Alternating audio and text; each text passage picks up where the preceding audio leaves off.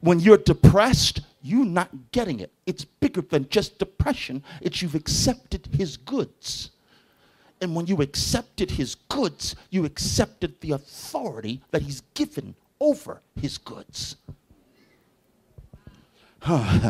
Tell somebody, don't let Satan control you. Don't you let Satan control you. That's why God telling you don't give in to depression. Don't you give in to worry and to fear. Why, my friend? Because there's something inside of you now that belongs to the devil. And now he's got power over you. Now you got something in common with him. Now he's got a claim on you. And now he's going to exercise this authority over you. All of a sudden now that's why you feel and find yourself doing stuff that you know you should not be doing, because authority has been granted by your own permission for Satan now to exercise this thing over you. That's why when depression tries to come on you, you don't try to sit there and try to psychoanalyze yourself. Let me give you the word from the Lord. Let yourself up off of the couch, honey. Quit trying to play Joe Counselor and analyze why you're feeling like that, and simply run to Jesus and say, I don't know why I'm feeling like this, but I know that you know all things. So search me, O God, and know my heart. Try me and know my thoughts. See if there be any wicked way in me, then lead me in the way everlasting. So I am not going to sit there and try to analyze myself, because I'll end up in confusion. And then what happens is God said, I'm not the author of confusion. So now once I'm confused, there's something in me now that belongs to the devil. Now I've got something in common with him, and now he has power over me. So what I'm going to make up in my mind is I will not allow the things of the enemy to be found inside of me. I have a flesh that's inside of me that wants to agree with the devil. That's why this flesh must be crucified. That's why I must fast. That's why I must pray to kill the enemy from within that would agree with the enemy from without. Because the enemy from within will smuggle in the goods of the devil just to give the devil power over me. Listen to what Jesus said. Because there's nothing in me that belongs to him, because I've got nothing in common with him, he has no power over me. Well, there's a flip side to that. It's verse 31. Listen, but Satan is coming, and I do as the Father has commanded me, so that the world may know and be convinced that I love the Father, and that I do only what the Father has instructed me to do. I act in full agreement with his orders. What this means is not only do I not obey the devil, but in order for me not to obey him, I make sure that I obey God with complete joy. And submission begins when I don't want to do it. When I hear God say, come on up to the altar, but my flesh says, I don't want to be a spectacle. That's the time I'm going to make myself get up and go to the altar and lift my hands and open up my mouth and give God praise. Because in order for the devil not to have something in common with me, I've got to act in full agreement with God's orders. I've got to love the Lord thy God with all of my heart, all of my soul, all of my mind, all of my strength. I've got to be willing to tell the flesh, you shall die. I will not feed you. I will not pet you. I will not caress you. I am your enemy. I will only follow the Spirit. You will not dictate to me out of my past. I know I was hurt in the past, but I will not let hurt control me, because if I let the hurt control me, Satan is pulling the strings. Satan tells me not to forgive. Satan tells me keep the walls up because you've been hurt so bad, and if you open up yourself, you're going to get hurt again. Satan is controlling you.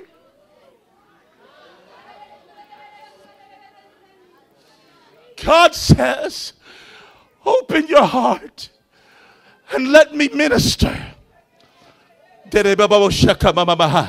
Flesh says, you don't understand. I've done that before and I've gotten hurt and I'm not doing that no more. So I look at the flesh and say, shut up, because we're going to do that. We're going to become naked to God and not ashamed. Somebody lift your hands and expose your heart.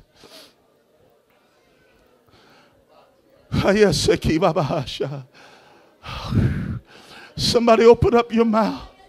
Come on, friend. If you're just lifting your hands and got your mouth closed, you might as well just check and see if your deodorant's still working. Somebody open up your mouth. Don't you let Satan control you.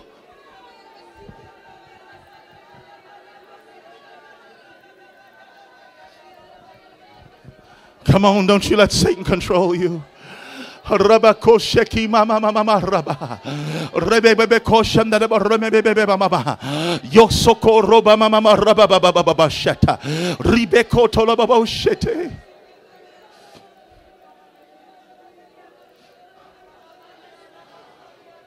I will not be controlled by unforgiveness. I will not be controlled by hurts from the past. I will not be controlled by disappointments. I will not. I will not. I will not let the losses of my life dictate my future steps.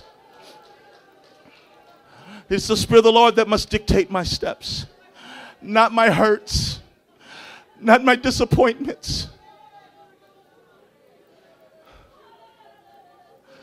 Some of you don't understand. You've been trying to protect your own heart. You say, well, preacher, you don't know what's happened to me.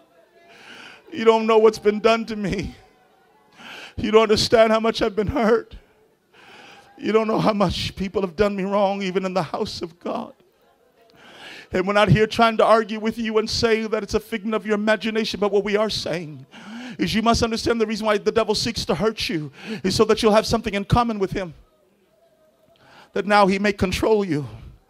Because now you start getting these thoughts of self-centeredness. Now you start feeling like you don't want to come to the house of God. Now you start feeling like you don't want to be next to the people of God. Now you start feeling like you're justified, you're right in whatever it is you want to do. And God said, hold on here. You can't follow your hurt and follow me. You can't follow my spirit and follow the shame that comes from the hurt. And many of you are being controlled by the spirit of fear. It's actually the fear of being hurt. Some of you have actually got healed from hurts, but the hurt is still controlling you by fear. So I don't want to open up. You don't understand. I did that before. I came to an altar before and somebody whispered something in my ear that they never should have said. Somebody did something they never should have done. So I'm not going back there anymore. I'm not going to do that no more. I'm not going to open up myself to that. But by doing that, now you have the spirit of fear. And God said, I've not given you the spirit of fear. You didn't get that from me. You've got that from somebody else.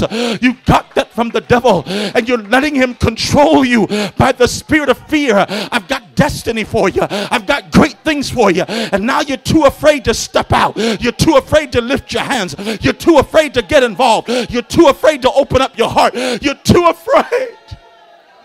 And you feel right for feeling that way because of what happened to me.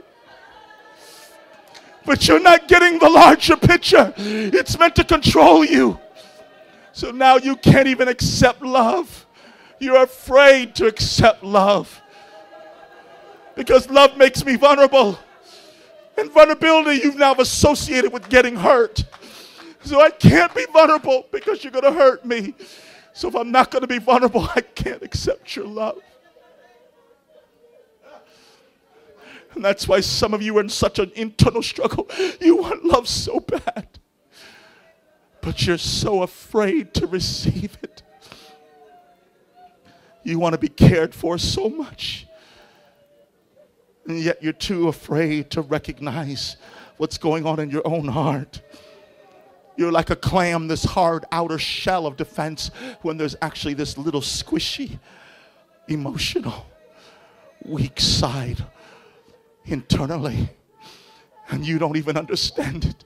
But the devil's controlling you and pulling your strings So somebody does something that reminds you of somebody of the past, and you jump on that person. And they're looking at you going, but wait a minute, what did I do? But because you're controlled by your hurts, you bark at them and yell at them based on what's happened in your past, not even based on what they did. It's only because it resembles what hurt you in the past. And so you're going to make sure that never happens to you ever again. So out comes this ferocious roar to back the person up. And you're not acting like God. For the devil is he's like a roaring lion, seeking whom he may devour. He's like a roaring lion. He's like one. He's not actually one. He's like one. So you end up roaring like a lion.